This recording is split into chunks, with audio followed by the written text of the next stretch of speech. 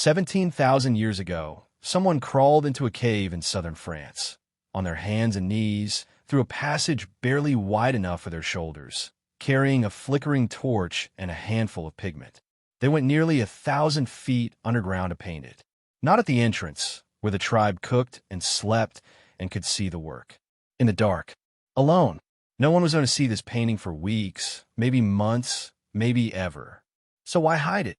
We tend to think of privacy as something that arrived with drywall and deadbolts. Something you buy, build, or download.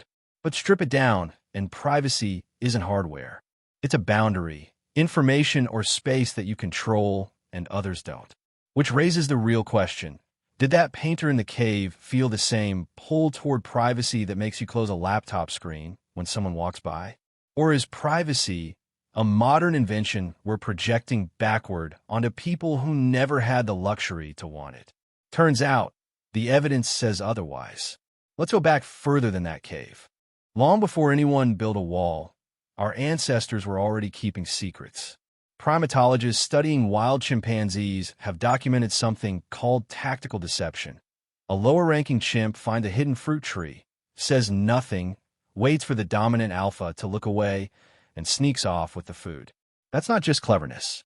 It's the realization that what's in your head doesn't have to be in everyone else's.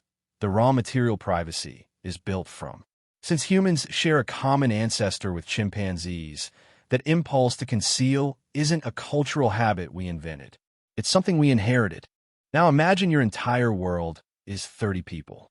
The same 30 people, every day, for your whole life. You sleep in the same shelter. You eat around the same fire.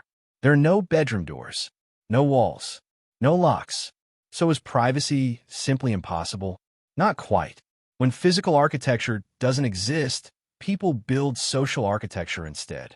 Anthropologists studying hunter-gatherer bands describe an entire etiquette built around it. The tapestry of inattention. A practiced, deliberate act of not looking when someone is changing or tending to something personal.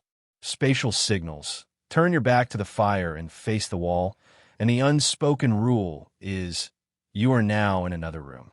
Solitary foraging. Walking off alone into the trees wasn't only about finding food. It was the Paleolithic version of stepping outside to clear your head. No deadbolt required. Just an agreement everyone honored. Around 300,000 years ago, Homo sapiens began burying their dead with items that served no practical purpose. Perforated shell necklaces, carved ochre, rare minerals hauled from hundreds of miles away. These weren't tools. They were identity markers, things a person kept simply because they meant something to them. The instant someone holds onto an object because there's a line gets drawn, the group stuff and my stuff. And once personal property exists, two things follow it like a shadow. The theft of it and the secret stash built to prevent that theft. This brings us back to where we started. Caves like Chauvet and Altamira are covered in some of the most breathtaking art humans have ever made. And most of it isn't near the entrance, where people actually lived and gathered. It's buried deep in total darkness, through passages you have to crawl to reach. This wasn't public art. It wasn't a community announcement. It was something closer to a private ritual, made to be experienced maybe by only one person at a time. When agriculture arrived roughly 10,000 years ago, physical privacy changed completely. At Çatalhöyük, in modern-day Turkey, thousands of people lived in mudbrick houses packed wall-to-wall. But those houses had no street-level doors, no windows at ground level, none. To get inside, you climbed onto the roof and descended a ladder through a hatch. Your home wasn't just a shelter anymore. It was a fortress, sealed off from anyone passing by outside. Once writing appeared in Mesopotamia and Egypt, private lives finally started leaking into the historical record. Merchants in 1750 BC Mesopotamia writing furious private letters over bad copper shipments and broken family promises. Workers at Deir el-Medina in 1300 BC Egypt scratching love notes, neighbor complaints, and gossip about local affairs on a broken pottery shards. The medium keeps changing. The impulse doesn't.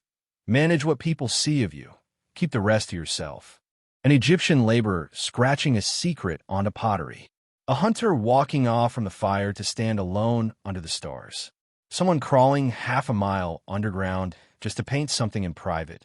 You, turning your phone face down on the table.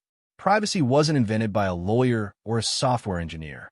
It's older than agriculture, older than writing, maybe older than our species itself. It's the quiet space between who you show the world and who you are when the fires die down and no one's watching.